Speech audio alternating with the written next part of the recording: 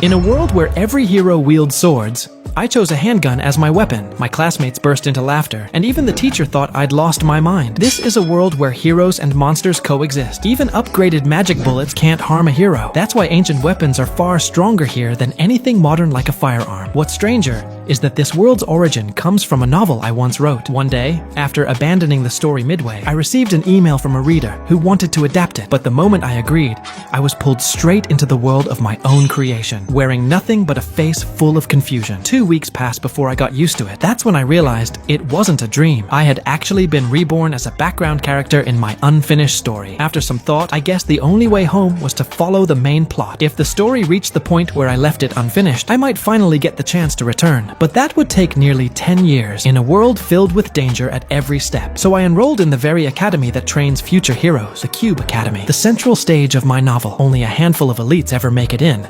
And the fact that this body's original owner was admitted meant he must have been special in some way. I joined the Truth class, the core setting of my story, where heroes, villains, and even the protagonist himself would gather. Realizing I had to spend 10 years surrounded by such geniuses, I couldn't help but feel lost. One evening after class, I found a package waiting at my dorm. I assumed it belonged to this body's original owner.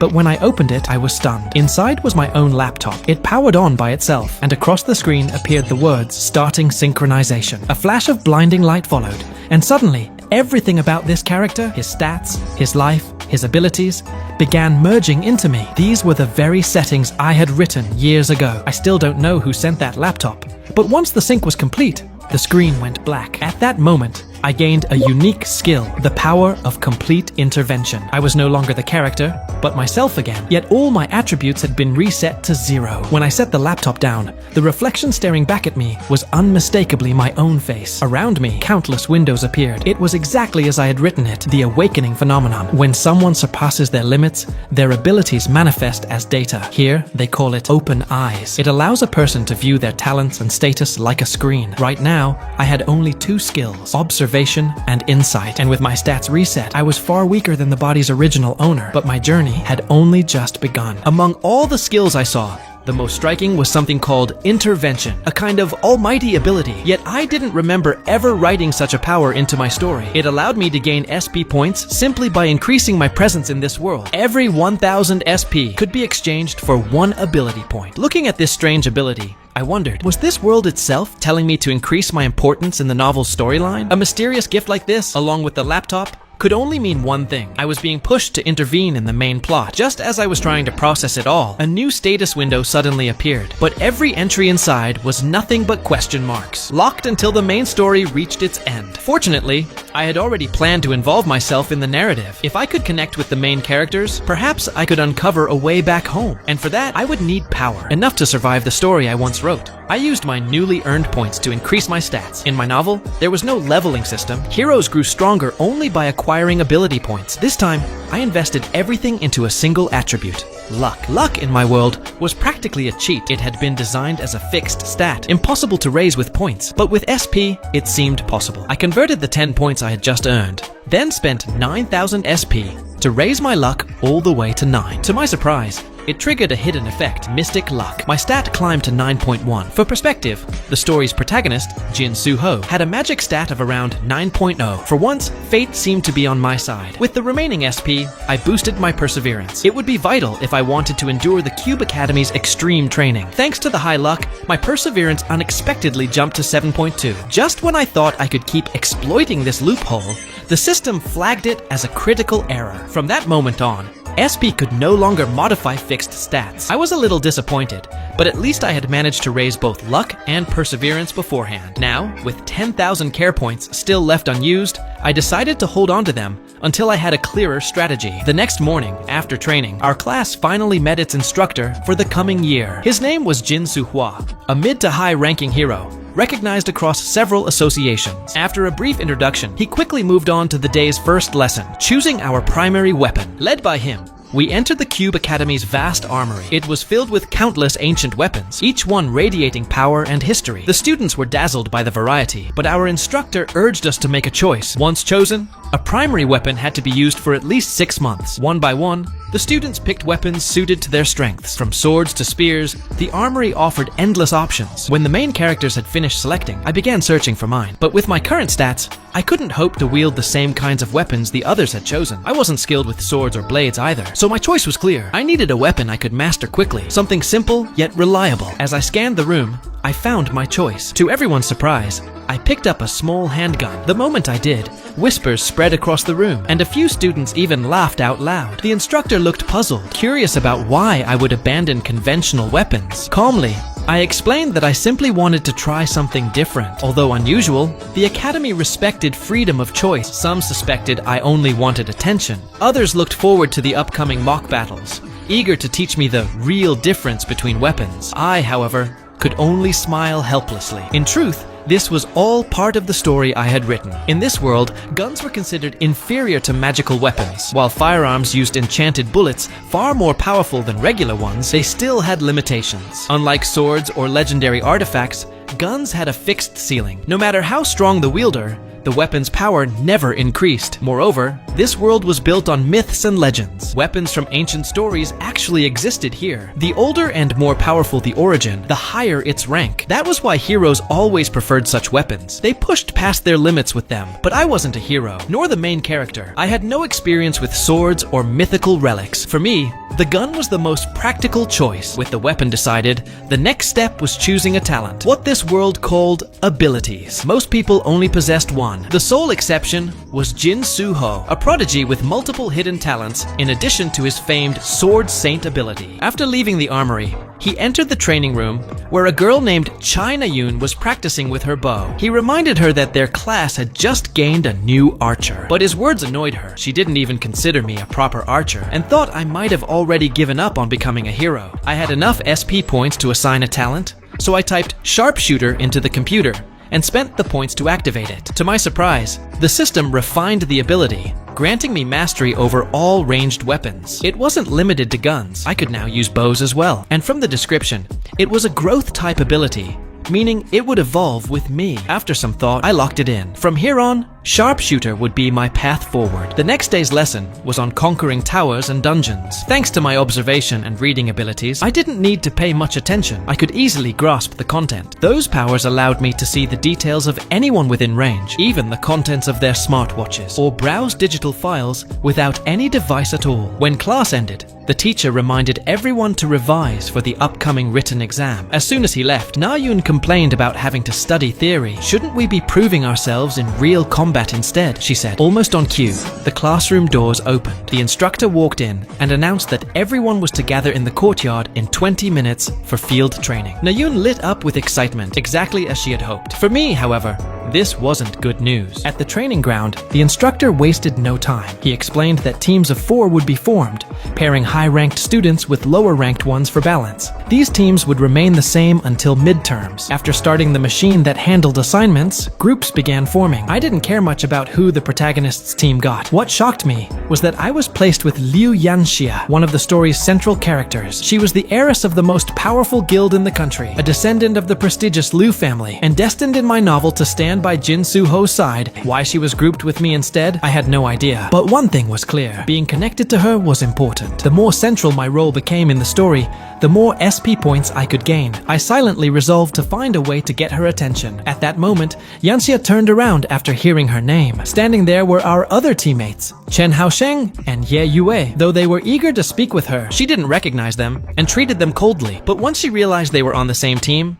her attitude instantly softened. Still, there seemed to be only 3 of them. When she asked about the missing member, I stepped forward. She had absolutely no impression of me, but I knew I couldn't appear timid. Liu Yanxia despises weakness. Before I could even introduce myself, Chen Haosheng recognized me. I was the one who had chosen a pistol in the armories. But before we could chat further, the instructor arrived and interrupted. Coordinates of the monsters each team had to hunt were sent to our smartwatches. marking the official start of today's field training. Liu Yanxia and her teammates were all highly trained, their stats far above average. Their pace was lightning fast. I, on the other hand, was struggling. By the time we neared the destination, I felt half dead. We finally reached the shoreline, Training Zone 8, a coastal area inhabited by black current octopi. Their ferocity was unquestionable. As soon as I caught up, Liu Yanxia immediately began drafting a battle plan. The black current octopus was a mid to low tier monster, not particularly strong in direct attacks. The real threat lay in the tumor on its head that could launch 10 smaller octopi. These little ones had terrifying blood-sucking abilities, making them its deadliest weapon. Ye Yue suggested I, as the team's shooter,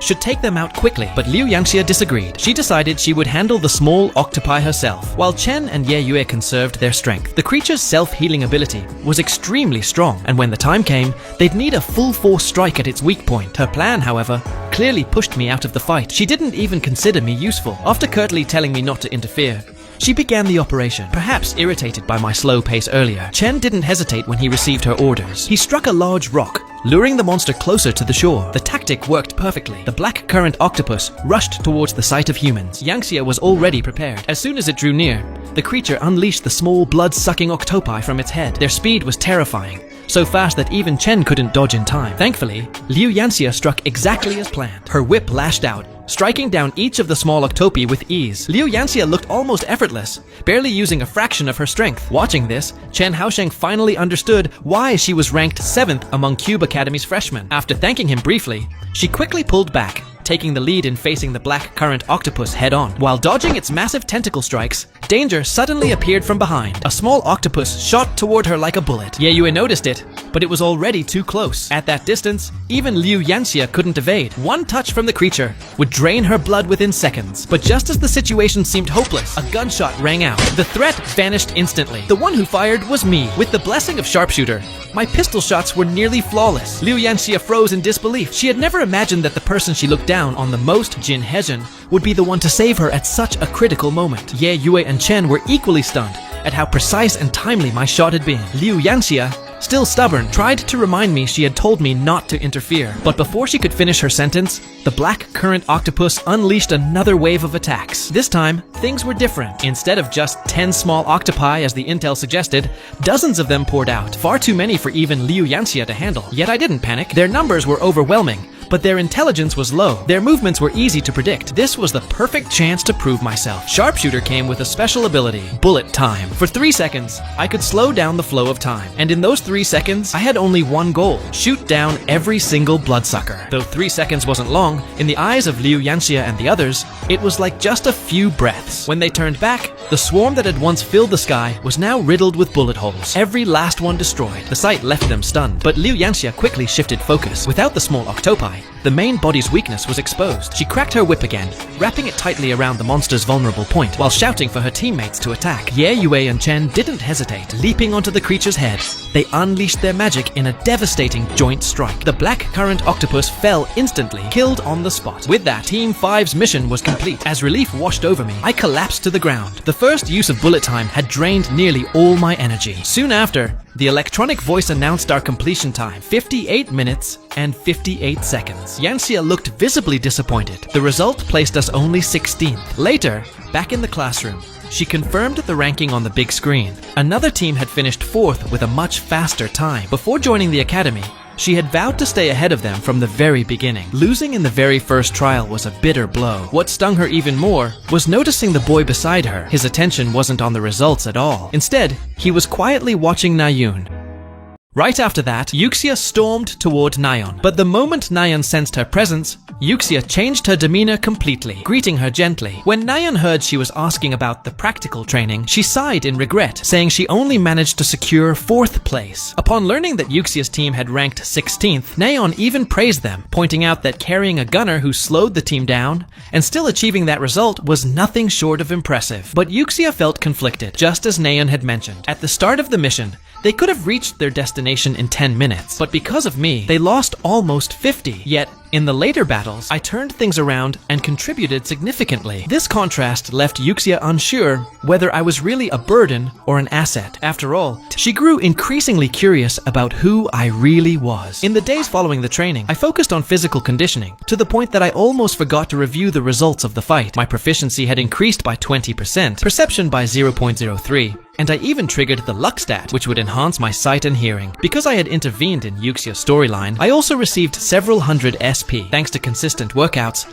many of my stats had improved. After reviewing all this progress, I wrapped up my training for the day. That night, in the luxury wing of the student dorms, Yuxia stayed up late at her computer. On the screen was a replay of my performance during training. She watched it over and over again until one shocking detail caught her attention. In just 3 seconds, I had fired 60 magic bullets from a handgun. Her mind raced. Could a human being really pull the trigger 20 times per second? Or was my gun equipped with some kind of auto-fire mechanism? The more she analyzed, the more suspicious I became in her eyes. My combat ability was extraordinary, yet despite her extensive knowledge of academy talents, she had never even heard my name. Just then, a message popped up from Youngho, the boy who had been staring at Nayeon earlier that day. He asked what she was doing, and she cheerfully replied that she was reviewing the battle. What surprised her was that even he admitted to being curious about the gunner on her team. Word of our match had spread beyond the academy. Even Seonga, vice leader of the Creators Guild, had reviewed the replay. She was particularly impressed with Suho, the swordsman whose elegant footwork, sharp technique,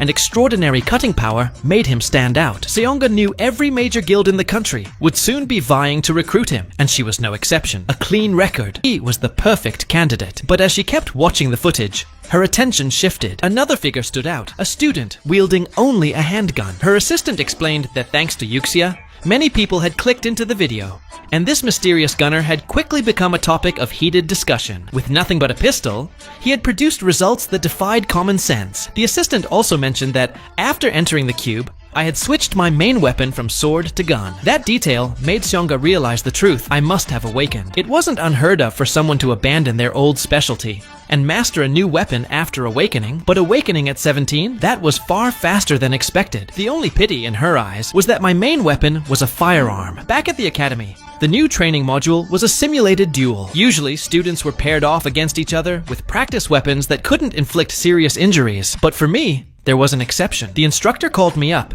and once again I found myself beaten down. 18 times in total. Unlike the others, my opponent wasn't a fellow student, but the instructor himself. Since training firearms still required heightened perception, using real guns was too risky for first years. That meant my duels had to be overseen directly by a professional, even with my sharpshooter's eagle eye ability, which let me see his attacks clearly. Keeping up with his speed was another matter entirely. By the end of training, I was drenched in sweat and gasping for air. I grabbed a cola to catch my breath, only to turn my head and catch sight of Yuxia walking away. Given our rocky first impressions, neither of us thought too highly of the other. She might be a character I had created, but her temper was truly unbearable. Still, a thought struck me, something about the backstory I had written for her. I decided it was time to test whether it was true. I suddenly called out to Yuxia and tossed her a can of cola. Caught off guard, she instinctively grabbed it, but looked puzzled, wondering what I meant. She quickly asked if I was trying to provoke her. I explained that during the last training session, I had benefited from her efforts. This was simply a small gesture of goodwill. Of course, I had another reason as well. I wanted to test how much SP I could gain by interacting with members of the main cast. She brushed her hair back casually, then tossed the can back at me. With a sharp tone, she told me not to act as if we were close. That was her first warning. Without another word, she turned and walked away. Yet a few steps later, something felt off. She noticed her handbag felt heavier. Curious, she stopped, opened it, and found another can of cola inside, the one I had secretly slipped in. At first, she was furious and ready to throw it straight into the trash, but after glancing around and seeing no one nearby, she hesitated. Cola wasn't guilty of anything after all, so she placed it back in her bag. I had been watching the whole time. This was exactly the hidden trait I had written for her. Yuxia loved fast food, especially cola and burgers, but her pride never allowed her to admit it in public. Testing this unknown side of her and exchanging just a few words had only earned me 4 SP. Clearly, to gain more, I needed to involve myself in the main storyline. The next turning point was the demon incident at the Weapons Museum. Demons in this world were humans who had formed contracts with devils, trading their souls for immense power. The attack was orchestrated to assassinate a specific figure. In the novel, the main cast happened to be visiting the museum and ended up defeating the demons on the spot. It was the perfect chance for me to join the plot. First, I just needed an opportunity to tag along with them to the museum. That evening, the instructor urged me to return to the dorms. I quickly shut down my computer and left, not noticing the incoming email that had just arrived. Soon enough, my opportunity came: the Cube's club activities. Clubs here were student-run groups covering everything from academics to martial arts. There were over 100 of them, providing not just self-development, but also social connections. The one I chose to join was the Travel Club, for the simple reason that the main cast had joined it too. When I arrived, I found the place crowded with top first-year talents. Even the senior club president looked nervous addressing them. Regaining his composure, he explained the club's purpose: relaxation. Twice a month, they use teleportation to leave the cube and go on trips. For today's welcome event, the destination was nearby, the bustling city of S10. I figured it would be a safe way to collect some SP, but then the president announced group pairings by lottery. That caught me off guard. Was I remembering the storyline incorrectly? To my surprise, I ended up paired with Yuxia once again.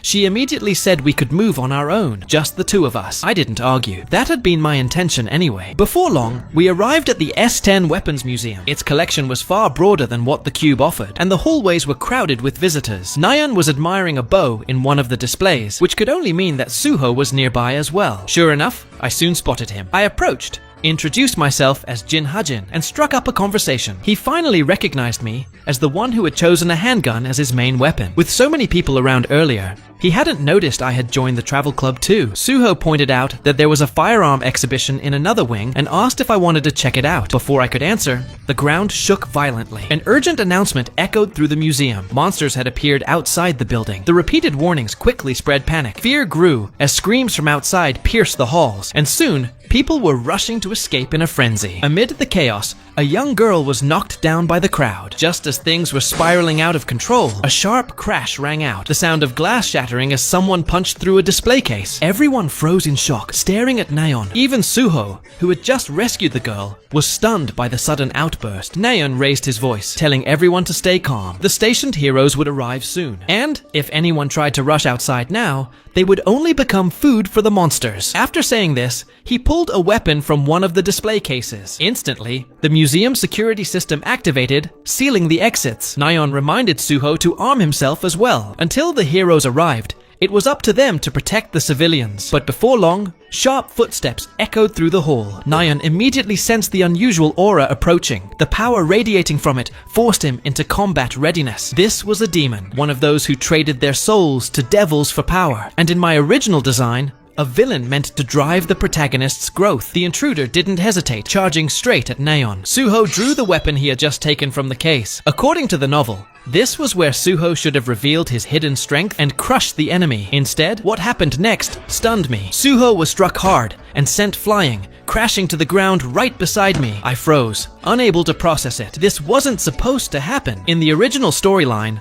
Suho only pretended to struggle at first, but once he released his true power, he completely overwhelmed the demon. Yet here, even while concealing his full ability, he had been seriously injured in a single blow. When Nayeon and I rushed to him, Suho trembled, insisting he was fine, but it was clear he was in no condition to fight. We had to buy him time. Nayeon stepped forward, firing arrow after arrow at the enemy. More than 10 found their mark, yet the demon didn't even flinch. It wasn't regeneration, nor any special ability. His body simply didn't react. Nayeon couldn't understand why his attacks had no effect. Seeing the danger, I shouted for him to dodge, but the demon's claws were already descending, ready to pierce him. At the last moment, Suho intervened, blocking the strike, though his weakened state couldn't withstand the demon's full power. With a violent crash, he was slammed into the ground once again. In that instant, Nayeon loosed another arrow, this one infused with magic. The strike finally drew a reaction, staggering the demon. But instead of falling, the creature roared in fury, abandoning Suho and turning its murderous focus toward Nayeon. The demon's power surged, pressing down on the hall. Fear clawed at me, but I forced myself to remain calm. If normal magic bullets couldn't hurt him, then I needed another way. After all, he was still a character from my novel. That meant his core design hadn't changed. He was aligned with darkness. I activated the system's intervention function, rewriting the attributes of my bullets. It cost over 1,000 SP, but once I saved the adjustment, my rounds transformed into light-based projectiles, perfectly suited to counter dark energy. I aimed at the demon and shouted for Suho to move aside. He rolled away just in time. I pulled the trigger. The modified bullet burst forth, a flash of white piercing the demon's arm. Light spread instantly, purifying the limb into ash. The creature screamed in agony, its claw releasing Neon, who stumbled free. I had bought them time, and that was all Suho needed. With his blade glowing in a radiant arc, he unleashed the true power of the Sword Saint. His strike, capable of cutting through anything, cleaved the demon cleanly in half. The battle was over. The first main storyline had reached its end. Suho staggered to his feet, drained from the effort. That sword technique was so powerful. He could only use it once a day, and even now, it left him barely standing. Neon, on the other hand, was visibly shaken. Though he put on a brave face, deep down he was fragile, and the brush with death had left him rattled. Suho tried to comfort him, but I knew it wouldn't work. In the novel, it was always his brother who came to reassure him. Yet, as his sobs faded into silence, the air around us suddenly grew cold and heavy, as though something unseen had just descended. Both Nayeon and Jisoo looked at me with unfamiliar, questioning eyes. Nayeon trembled violently, then collapsed, unable to hold it in, and vomited. Outside, the monsters were nearly wiped out. Soon, several heroes arrived, including Seonga. Her guild members reported that a demon had appeared inside the museum, but 3 students from Cube Academy had managed to eliminate it. Impressed, Seonga asked who those students were. When she heard Jisoo was among them and had personally taken down the demon, she rushed toward the museum, excited at the chance to meet him. Just then, I walked out wearing my cube uniform. Recognizing me, she greeted me warmly and began to ask about Jisoo, but I cut in first, pointing out he was still inside. Moments later, a thought struck her. She hadn't said a word, so how did I already know what she wanted? When she turned back, I was gone. Her sudden conversation had startled me too. Could this be another shift in the novel's storyline? After a short rest, I began thinking about why the story was changing. The world already had an extra character, Kim Hajin, but my own role should have been minimal. Then it hit me. I wasn't the only author anymore. This novel now had 2 creators, and what happened today might be because of the other one. If that was true, then everything I had predicted from my original story was useless. Just as anxiety set in, my computer chimed with a new notification. It was a message from the other author, once a reader of my work. He thought the main character and his allies faced too little danger, making things dull, so he had rewritten parts of the story. His first change: strengthen the villains. By evening, the incident had wrapped up. The instructor called me and Jisoo over. He had grasped most of the situation and told us to return to school and rest. Jisoo asked about Nayeon, and the instructor explained she had taken sick leave and been taken to the hospital by her family. With nothing more to discuss, he left. Then, Jisoo suddenly called my name. He asked why I had said such strange things to Nayeon earlier. When I looked confused, he reminded me I had mentioned her brother. At once, I understood why they had reacted so strangely. Could there be something wrong with her brother? My expression made Jisoo suspicious, but his headache was too strong, so he let it go. I, however, couldn't. Back at the dorm, I quickly searched for information about Nayeon's family. Her father was Choi Shin-ho, her brother Choi Jin-woo. Everything matched my original story, so why that reaction? Then a news report caught my eye. Choi Jin-woo, during the Mars Project operation, successfully rescued his teammates, but fell into a coma. This shocked me. In the original plot, the Mars Project was a major operation against demons, during which Jin-woo gained great honor. His 13-year-old sister, watching her heroic brother, was filled with pride. That was how I had written it. Another message arrived with a warning. Changes to the story would only be revealed after I noticed them myself. Jin-woo, once Jisoo's strongest ally in later arcs, no longer existed in that role. The author explained that since the protagonist had too many allies, he rewrote Jin-woo's fate. According to the changes, 4 years ago, after becoming a hero, Jin-woo was struck by demonic fire and became a demon seed. No one knew about it yet. Meanwhile, Nayeon sat silently in her hospital bed, sinking into despair. Her father rushed in, worried sick about her. After reassuring him she was fine, she asked if she could visit her brother before being discharged. Surprised but unable to refuse, he agreed. Back in my dorm, I felt a pounding headache. Demons were far more dangerous than ordinary fiends. A demon seed, once matured after 5 to 6 years, would transform a human into a powerful demon. Jinwoo's incubation period was already halfway through. If he awakened, the disaster would be catastrophic. There was only one solution: kill him before he transformed. But it wouldn't be easy. His security would be top tier. No mercenary would accept such a request, and the transformation had no visible signs. I had no evidence to report him. If his awakening came, Jisoo wouldn't wouldn't have the strength to face him. Even the strongest active heroes would suffer heavy losses. I couldn't let that happen. The only one who could kill Jin Woo was me. Meanwhile, visiting hours ended. After saying goodbye, Nayeon left her brother's room, but she couldn't shake one thought from her mind: the strange man named Kim Hajin.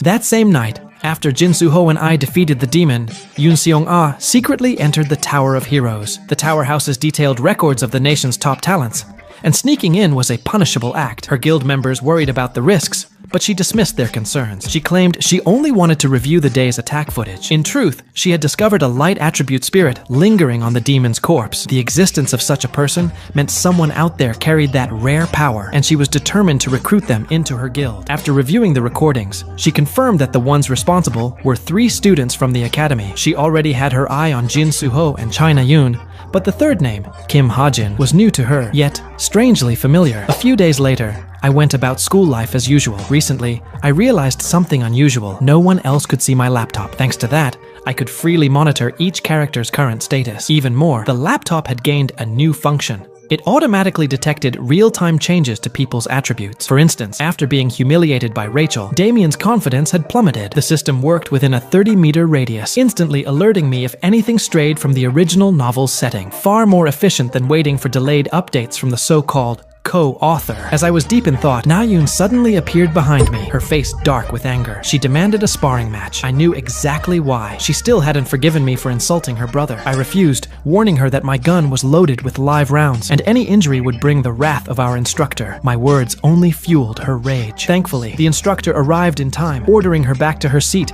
and reminding me I wasn't allowed to duel classmates. I felt guilty afterward, and had considered apologizing, but with what I'd learned about the demon race, eliminating Chai Jin-yu had become my top priority. Until that day comes, no reconciliation with Nayeon could erase the hatred she'd feel once she learned the truth. That evening, after training, we attended a grand welcome party hosted by the academic club. The president, Yoon Hyun, stood on stage, elegant, confident, drawing blushes from many juniors. To them, she was the perfect role model. To me, it was all a facade. Her charisma and grace weren't natural. They were the powers of seduction, granted by a pact with the demon Lilith. In reality, Yoon Hyun was a demon herself, and the mastermind behind the early tragedies at the academy. The disappearances, the monster invasions, all of it. And now, her greedy eyes had locked onto a new target, Ryu Yeonha. I joined the academic club for the same reason, and he decided to give the freshmen a taste of their discussion sessions. He introduced a mid to high level monster, known as the Mountain Moon Tyrant. In both academic and guild circles,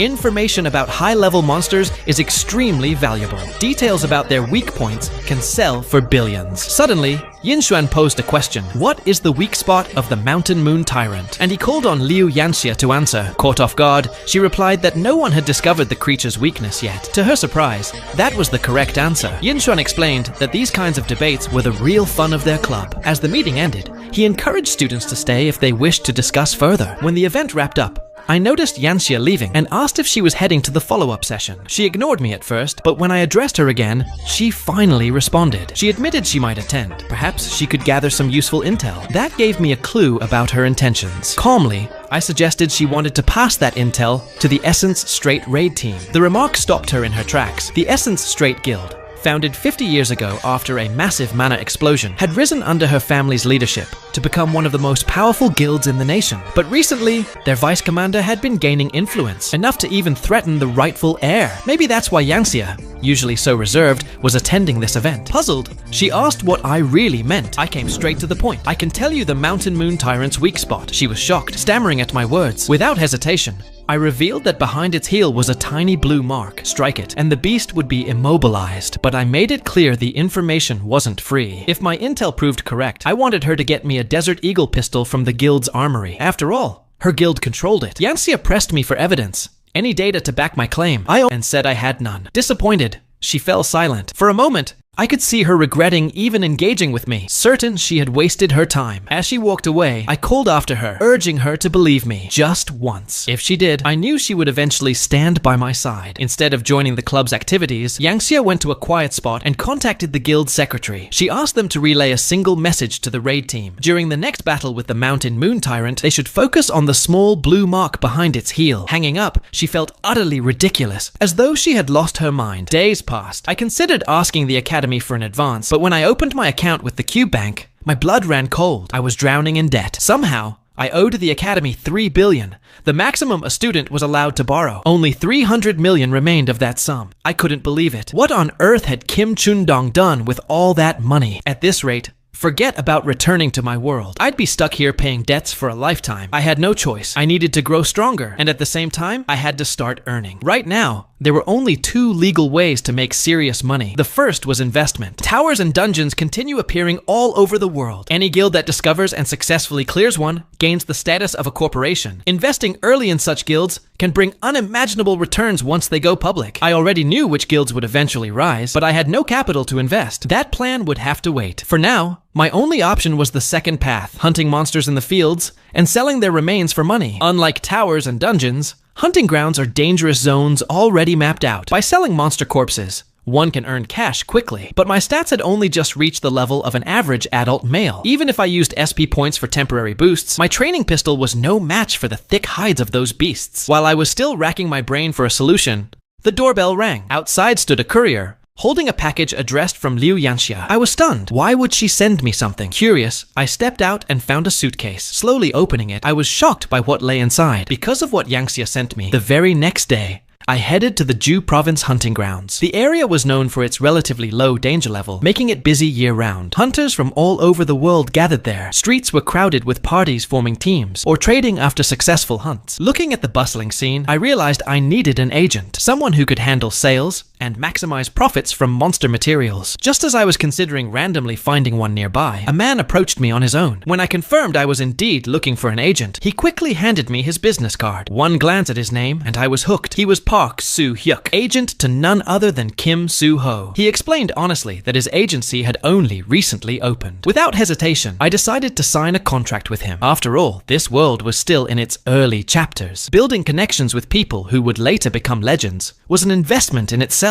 With my new agent secured, we set off for the hunt. What surprised me was that Soo-hyuk chose to accompany me inside. Most agents, especially those without vehicles, usually waited outside the hunting grounds. On the way, he impressed me by identifying a monster just from a footprint, calling it a mischief goblin, and even listing its traits and market value. But soon after, a steel boar appeared, sending him into shock. He admitted straight away that ordinary firearms couldn't even pierce its hide. I, however, was eager to try. After all, the intel I had shared with Liu Yanxia about the Mountain Moon Tyrant's weakness had proven accurate. Yesterday, I received her package. Inside was the Desert Eagle pistol I'd requested, enhanced with SP settings. Without hesitation, I raised the gun and fired. The shot tore clean through the steel bore. It collapsed instantly. Soo-hyuk stared wide-eyed, disbelief and awe written all over his face. His reaction said it all, and as for me, I couldn't have been more satisfied.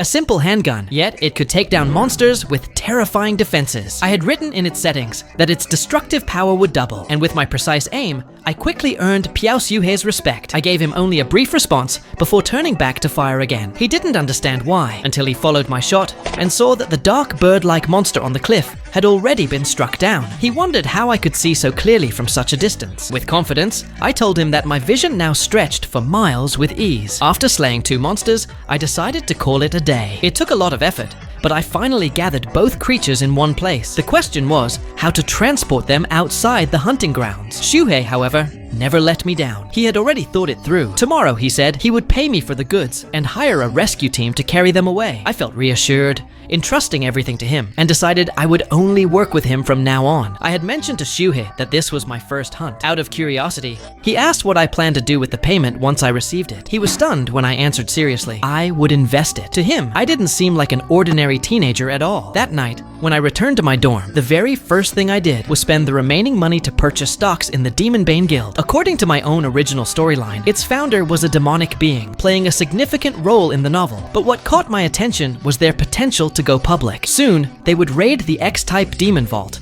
and once successful, their stock value would skyrocket. I searched around for other guilds to invest in, but there wasn't enough public information available. It seemed I'd have to check the Purple Ashes forum on the dark web. Thinking of the dark web reminded me of a major villain group from later in the story, the mysterious False Colors. Every member's identity was a secret, and I was the only one who truly knew their details. Being the author, although they were antagonists, they despised demons. If I could connect with them, Perhaps they could even help me eliminate Kai Zhenyu. At this point in the original plot, False Colors still had one spot open. Their next moves should be starting soon. Just as I was about to review more of my settings, my computer screen went black. Panic rose in me. Right now, nothing mattered more than this computer. It held the key to whether I could ever return. Thankfully, after some tense waiting, the screen lit up again. A message appeared. It has already been 1 month. The laptop's functions are being updated. Meanwhile, elsewhere, Liu Yanxia and Shen Zonghe were waiting. They were part of an elite group known as the Noble Society, now gathering for a meeting. Shen Zonghe hated such events, but Yanxia told him to endure it for a while longer. At last, the restaurant doors opened. The one entering was none other than Kai Na-yun, who openly despised me. The moment he saw her, Shen Zonghe's mood flipped completely. His face lit up with joy, his irritation gone. In contrast to his enthusiasm, Kai Na-yun seemed unimpressed, even scolding him for overreacting about her recent hospitalization. As their conversation went on, Yanxia sat quietly, her expression darkening. Soon, the group began their discussion. In the middle of it, Kai Na-yun suddenly brought me up. Yanxia was caught off guard. Why was she so curious about me? Without hesitation,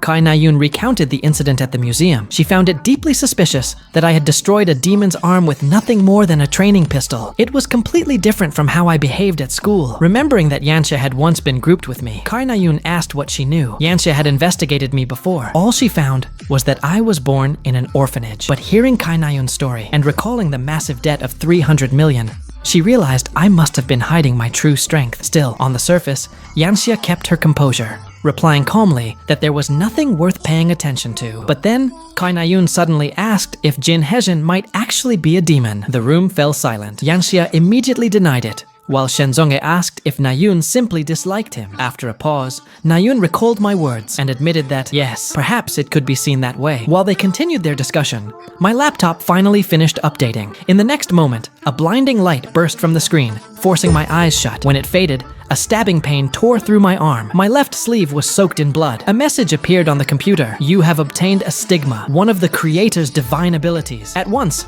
torrents of information flooded my mind. Overwhelmed by the sudden strain and the burning pain in my arm, I collapsed to the floor. Another message appeared, outlining the updates. A new low-level skill, true knowledge, enhanced observation, and analysis. By the time I regained consciousness, it was already morning. Though my arm still throbbed, I made my way to the commendation ceremony in S City. Even with the stigma, I didn't yet understand its full effect. As I sat waiting, lost in thought, Na-yun suddenly snapped that I was being too noisy. This needless provocation left me speechless. Calmly, I reminded her that just days ago, I had saved her life. Hearing that only made her angrier. She snapped back, insisting that was a separate matter altogether. The two of us had clearly become a disturbance, so Kim Soo-ho pulled her aside and switched seats, choosing to sit next to me instead. Once he did, he turned to me and expressed his gratitude. He understood that without me that day, they probably wouldn't have won, but I downplayed it, telling him that even without my help, they would have managed. In fact, he might have awakened even greater power. After all, Kim Soo-ho is the most perfect character I've ever written. No matter the trials or dangers he faces, his strength always rises to a new level. After waiting for some time, the award ceremony officially began. The one presenting the honors was Ryu Seokok, ranked 37th among heroes and classified by the association as a top-tier hero. Many people called him the Wolf of Valhalla. When the host called the winners to the stage, the three of us went up together. Ryu Seokok handed the award to Kim Soo-ho first. The moment he looked at him, it became clear why so many in the circle were envious. While passing the certificate, he leaned in close and whispered advice not to join the association, but to live as a free hunter, saying it was a far more liberating life. In his eyes, the so-called duties of a hero were nothing but a burden. But Soo-ho is not someone easily swayed. Even if such responsibilities are dull, he still wants to become a true hero. Ryu Seokok sighed, realizing he wouldn't change his mind, and let the matter drop. When it was Na-yun's turn, things got awkward. She shyly called him master, but he dismissed the idea. To him, an archer could never be his disciple. Her father had asked him to look out for her, but since she had chosen the bow, he had little interest. Then came my turn. Seokuk looked at me in confusion, not even recognizing my name. Being ignored like that stung, but at least the reward made up for it. This time, I received over 10 million won as prize money for driving out the demons. Feeling pleased, I decided to increase my investments, even considering buying more shares in the Lord of Illusions. But before that, I wanted to check the new updates on my notebook. The first was something called a stigma. It appeared yesterday as a mark on my wrist, likely something added by another author. The description was vague. It suggested that magic could be freely controlled by my will. When I focused on it, the stigma suddenly revealed itself, though accompanied by pain. It wasn't convenient to test further inside the banquet hall, so I decided to leave it for later. The next update was the activation of the notebook's online network. Clicking into it, I found several sites I could access. This seemed to be the true highlight of the update. One of them, the Purple Smoke Guild, stood out. It was the most renowned underground site, offering intelligence, weapons, bounties, commissions, and trades. Practically every hero in training had used it at some point. Normally, joining required a massive fee, but I could create an account for just 200 FP. As I was about to log in,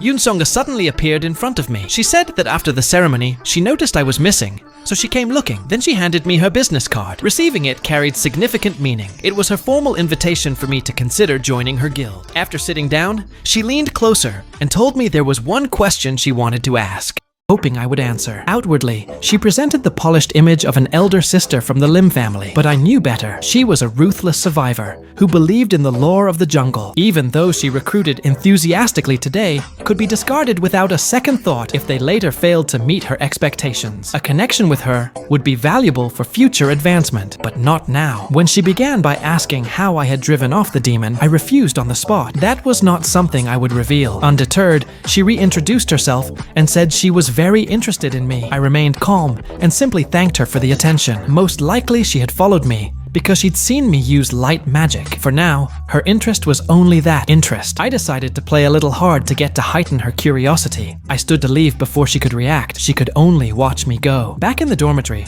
I examined the sacred mark more closely. The magic contained within it responded to my will. I imagined the mark's power forming into the shape of a short sword. Sure enough, the mark on my wrist began to glow, and a small dagger materialized in my hand. That showed the sacred mark's magic could be used in many flexible ways. I had assumed that arriving in this world would put me beyond reach of magic, so I hadn't expected to wield it in any form. Next, I checked the newly appeared Book of Truth. Using the sacred mark's power, I manifested the book with magic. A mechanical voice informed me that the book contained truth, and within the bounds of magic, could answer any question. I asked it my height. The answer it returned was precise, and a small amount of my SP was consumed, probably because I lack innate magic, so it drew from my points instead. At that moment, my digital watch buzzed with an urgent notice from Cube Academy. A Cheongon class student, Jin Ha-gyeong, had gone missing. I realized immediately this was the start of the second main plotline, the chain disappearances at Cube Academy. As the name implied, 6 students would vanish within a month, and the culprit would leave no clues. This arc was crucial,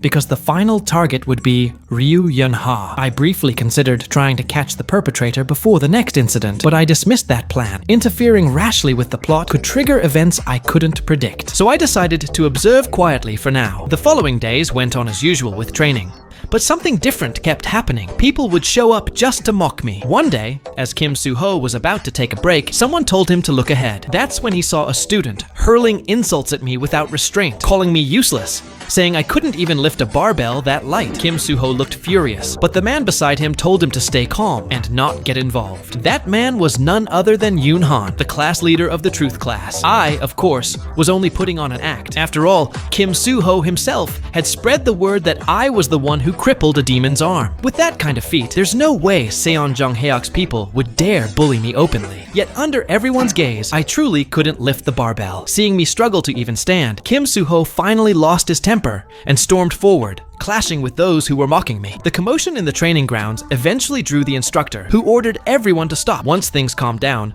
he called us to assemble. A few days earlier, we had taken a test on phenomenal realm analysis, and now the results were out. Scores were quickly posted on the wall, and students rushed over to check if they had passed. Looking at the rankings, I wasn't surprised to see my name at the top. As the author of this world, combined with my observational skills, this outcome was only natural. But just then, the sound of someone stomping echoed from behind. It was Rachel Elizabeth Lewis, clearly in disbelief at the results. I remembered her original setting. She was a princess of the empire, ranked 3rd among Cube Academy's new entrants, just behind Kim Soo-ho and Seon Jung-heok. Since the day she entered Cube Academy, Rachel Elizabeth Lewis had never once failed to take first place in any exam, no matter how small or large. Now I finally understood. My very existence as a cheat had disrupted the world's original balance. With the world shifting, countless new forces were rising. Cube Academy stood among the very top, gathering the most talented students from across the globe. Even someone like Rachel Elizabeth Lewis, an imperial princess, was no exception. When she first enrolled, she had sworn never to let down the honor of her royal bloodline. Yet today, for the first time, she had been defeated. During class, the teacher gave me high praise for my performance. After some thought, Rachel Elizabeth Lewis realized that until midterms, she would have to watch me closely. Her curiosity only deepened. What exactly was I studying day to day? The truth was,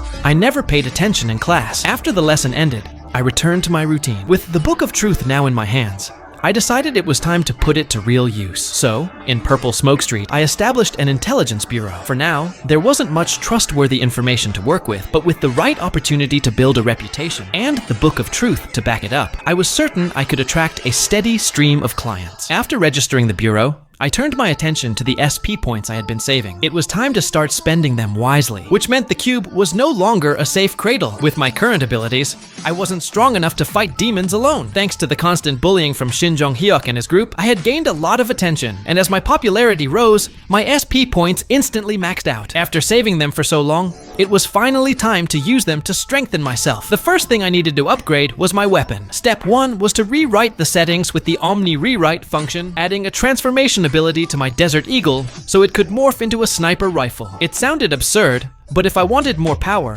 I had no choice. This modification cost a hefty 2,505 SP points. Once I saved the new setting, my Desert Eagle instantly transformed into a sniper rifle. If I took this outside, I was sure it would shock anyone who saw it. I switched it back to its handgun form for now. Next, I needed to enhance my memories. If talent was a supernatural phenomenon based on magic, then memories were something honed through experience. As a shooter, survival and assassination were what mattered most. I came up with a memory that fit perfectly. After writing out a simple framework, I spent some points to generate it. Soon, the computer produced a memory called Parkour. It cost over 3,000 SP points, but the effect was exactly what I needed. It boosted my agility and flexibility. Before I could even test it, my watch alarm suddenly rang. This time, it was news that Song Eon from Cheonggwon class had disappeared. He was the second victim. In the novel, until Ryu Yeonha was kidnapped, all the missing students were tormented by the culprit. And yet, even though I knew exactly who the culprit was, I still stood by and watched as students vanished one after another. Even if this was just a world inside a novel, I felt lost. Should I act before the timeline unfolded? The next day, many students gathered at the cube's outdoor training ground. The instructor announced that today's combat training would be different. Inside the deep caves lay the cube's artificial dungeon, filled with puppet versions of real cube monsters. Today's mission was a simulated dungeon raid. The instructor warned us not to take this lightly. Those puppets could still threaten our lives. And since the dungeon was vast,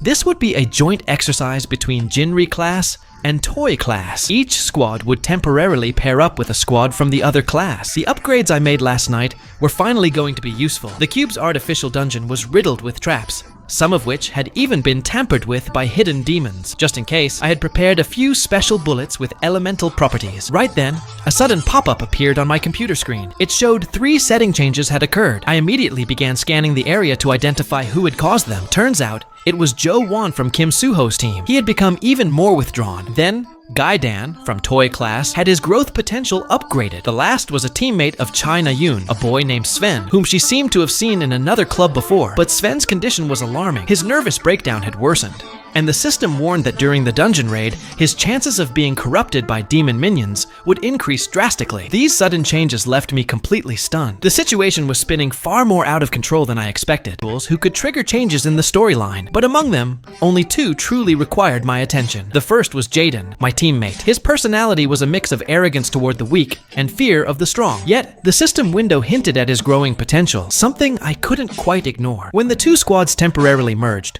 both captains introduced their members, but Ryu Yeonha, for some reason, even mispronounced my name. At first glance, Jaden didn't seem unusual. The real concern was Sven from the 3rd squad. He was a foreign student enrolled in the Cube Academy. Like many others, he admired Chai Na-yoon and dreamed of becoming one of Cube's top talents. But reality was cruel. Compared to the gifted prodigies at the academy, Sven was painfully average. Repeated failures left him drowning in inferiority and frustration. In the end, to obtain power, He sold his soul to a demon in exchange for strength. Of course, that was supposed to happen later, but just now, the system window warned me. During this dungeon raid, Sven might awaken as a demon earlier than expected. Lost in thought, I was suddenly interrupted by Jaden, who forcefully gripped my shoulder. He reminded me not to let my guard down in a dungeon. I shook off his hand without hesitation. He gave a knowing smile and muttered that I had a terrible temper. No wonder there were so many rumors about me. I clenched my fists in anger. At Cube Academy, my reputation had sunk to rock bottom. Most of it came from class Chien Kun. They spread stories that I abused my position as a Cube cadet to threaten people outside. Some even claimed I spent weekends indulging myself at entertainment halls. I knew it was all the work of Shin Jong-hak and his group, but ironically, thanks to those rumors, I had gained a lot of SP. Still, in this squad, I was treated as if I didn't exist. That was probably because of the gossip too. While we waited for the teams ahead of us to enter, the others chatted happily, all except me. Soon, it was Team 8's turn to step into the dungeon. Just as the instructor had said, the interior was enormous. After walking for a few minutes, everyone stopped. Ahead of us, the path split into multiple routes. Ryu, Yeon-ha, and Jaden began discussing which way to go. Jaden wanted their skilled archer to sense the safest path, but before he could decide, I spoke up, suggesting Route 6. My interruption immediately annoyed Jaden, but to my surprise, Ryu Yeon-ha sided with me without hesitation. She declared that while I might not be reliable, at least my eyes were sharp. Thanks to her support, I got the outcome I wanted, a route that would intersect with Chai Na-yeon's squad. If Sven really made a contract with a demon here today, Na-yeon alone wouldn't be able to stop him, and if something happened to her, the entire storyline would spiral out of control. In the end, Jaden reluctantly agreed. Our squad advanced toward Route 6. All the way, he kept mocking me under his breath, accusing me of showing off. I simply replied calmly, "You should focus more on how to deal with the monsters ahead." The moment I said this, everyone looked confused. The path ahead was pitch black. Nothing was visible. That's when another archer from our squad stepped forward and fired a light arrow into the tunnel. As the glow spread through the cavern, a mid to low ranked monster appeared, a salamander. The cadets quickly shifted into formation. Jaden asked if anyone could use water element attacks.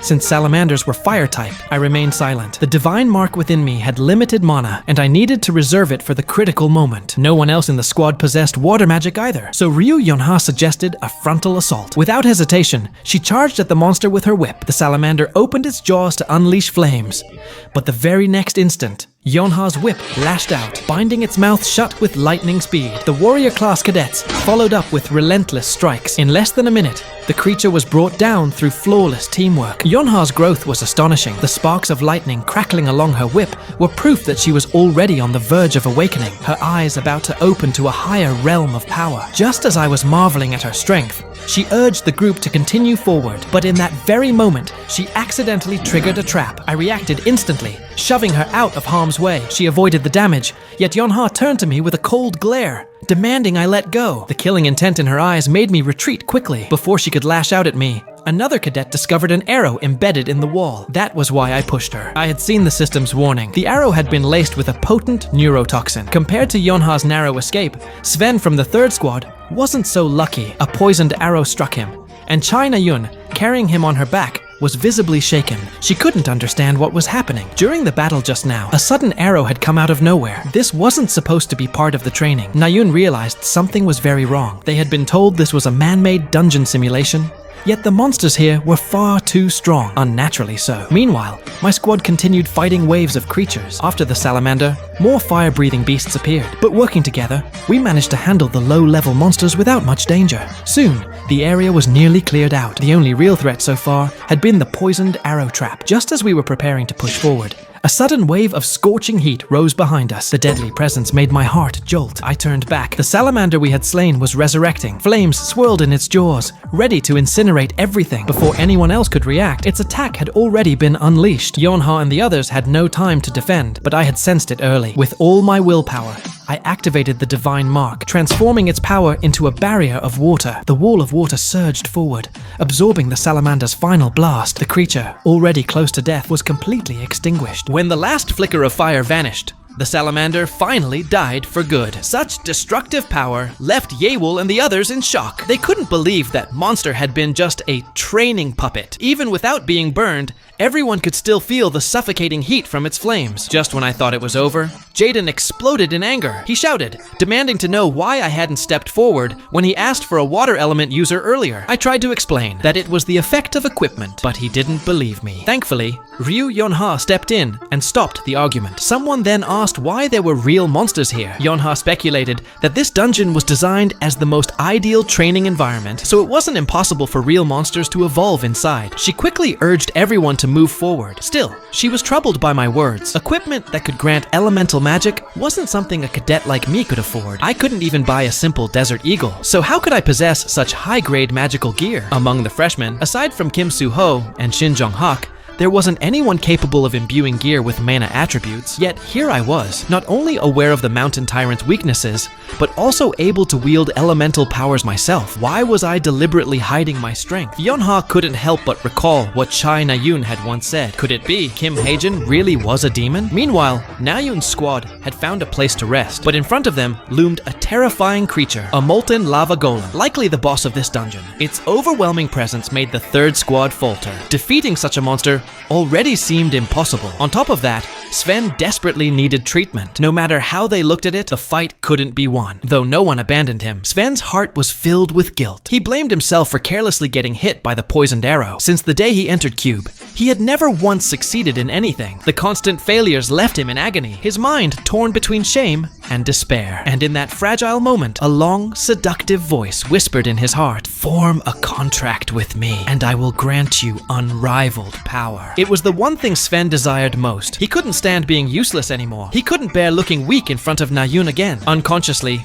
he accepted the demon's contract. The very next second, he screamed in unbearable pain. His teammates panicked, unable to understand what was happening to him. As Sven's frenzy grew beyond control, Na-yoon shouted for others to restrain him, but fear had already paralyzed them. They were frozen, unable to move. The lava golem, which had been searching for prey all along, finally found its target. In an instant, its devastating attacks rained down, unleashing chaos upon the squad. Attack. Thankfully, Chai Na-yoon and the others reacted quickly enough to narrowly escape. However, due to the monster's massive attack range, 2 students were accidentally knocked unconscious. In an instant, the 3 teams were scattered. Because Chai Na-yoon was carrying Sven, the 2 ended up falling to one side, crashing to the ground. Chai Na-yoon couldn't stop coughing. When she finally recovered enough to look around, she was shocked to see the molten rock monster approaching her. The creature in front of her was completely different from the puppet the instructors had described. It was a real, dangerous monster. Chai Na-yoon realized, for the first time, that she might actually die during a training session. Just as the leader monster's scorching molten flames were about to erupt, a bullet imbued with chilling energy suddenly fired, striking the monster squarely in the neck. Ice seeped into its body, and it froze temporarily. Chai Na-yoon stood dumbfounded for a moment behind the molten rock monster. The shooter was none other than me, arriving just in time. A few minutes earlier, when our Team 8 pressed forward, we encountered a dead end. A towering stone wall blocked the path. Gil-dung angrily asked me, "Wasn't this supposed to lead to the leader monster?" I was equally puzzled, because when I had just used clairvoyance, the wall hadn't been there. Still,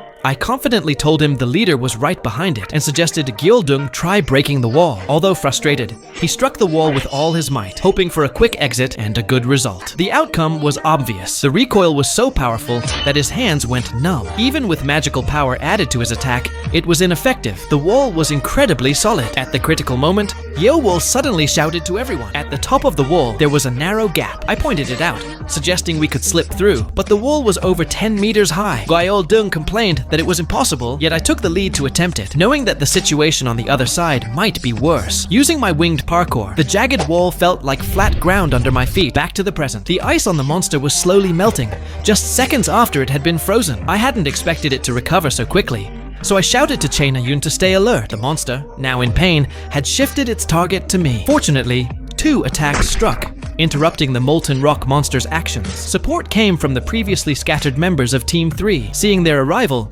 Chai Na-yoon regained her composure, quickly raising her bow and beginning to draw it, giving her teammates time to act. The other students fought fiercely. Unexpectedly, Sven despite being poisoned, reappeared, and even successfully wounded the leader-class Molten Rock monster. With some teamwork, the monster couldn't stop Shayna Yun from charging her ultimate attack. Finally, her move reached full power. No longer weak like before, Shayna Yun's sword radiated terrifying energy. The next moment, the Molten Rock monster's head was completely shattered. With a barrage of attacks and this fatal strike, the monster was finally dead. The students couldn't believe it. They had defeated a true leader-class monster. After the battle, Shayna Yun waved to check if anyone was injured, while Sven praised her for defeating such a formidable opponent. Yet, Sven's condition surprised me greatly. Sven didn't have a demon flower. Yet I understood. He'd already made a contract with a demon. Exposure was only a matter of time. Watching me sitting alone, Shayna Yun slowly approached. Looking unusually shy, she said, "No matter what happened before, thank you for saving me." I was taken aback by the current Shayna Yun. For a moment, I couldn't even react. Seeing my shocked expression,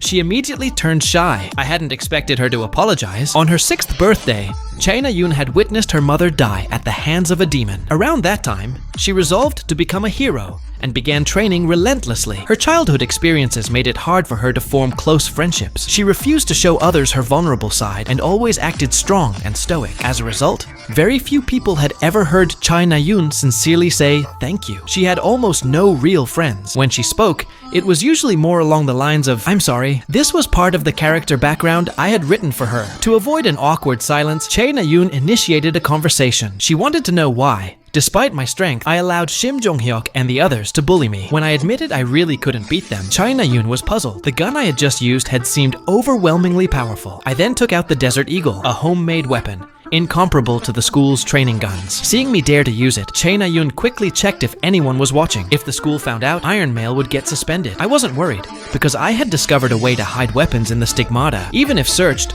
no one could find them. Despite the unusual weapon, Shayna Yun still recognized my strength. She then speculated that I might have talent for weapon enhancement. When I didn't respond, she nodded knowingly and assured me she wouldn't tell anyone about my homemade gun. But halfway down the path, she suddenly stopped and asked, "Don't you have anything else to say to me?" I understood what she meant, but I simply said no. If I apologized now, Shayna Yun would surely forgive me for insulting her brother, but I couldn't do that. It was better to remain the annoying person by her side. Perhaps, when that day came, she would feel a little better. After all, losing a brother at the hands of a friend would likely shatter her completely. Seeing Shayna Yun return, the others were curious if she was close to Kim Ha-jin, which slightly unsettled Sven. Not long after resting, an announcement instructed students to stop the raid and quickly evacuate the dungeon. From the start of this training, several dungeon cameras had malfunctioned. Real monsters had appeared, but they weren't detected in time. Fortunately, no one was harmed. So the Magic Cube chose to compensate and reassure the students rather than conduct a full investigation. In other words,